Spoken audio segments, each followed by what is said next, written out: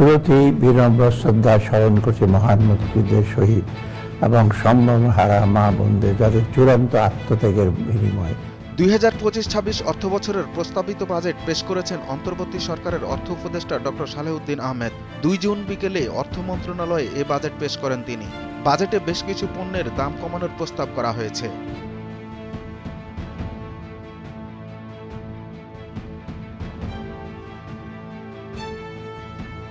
দাম কমার তালিকায় রয়েছে চিনি, স্যানিটারি ন্যাপকিন, আইসক্রিম, তরল দুধ, কলম, বিদেশি মাছ ও মাংস, বাটার, ভূমি নিবন্ধন ফি, নিউজ প্রিন্ট, পেপার, ক্যান্সারের ওষুধ, ইনসুলিন, এলএনজি, পেট্রোলিয়াম জাতীয় পণ্য ও টায়ার।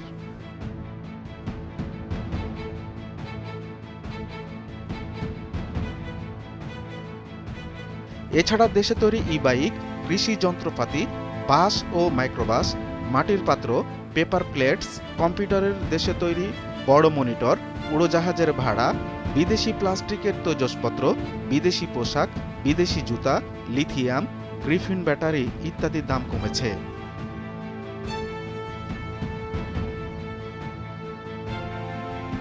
$2025-26 অর্থবছরের বাজেটের আকার ধরা হয়েছে 7,90,000 কোটি টাকা। গত অর্থ বছরের চেয়ে যা প্রায় 7,000 কোটি টাকা কম। আলোচ্য বাজেটে এডিপি ধরা হয়েছে 2,30,000 কোটি টাকা।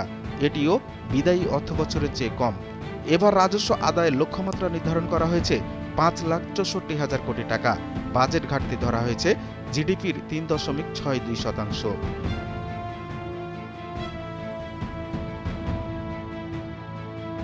দুরুল হক, ভোরের কাগজ।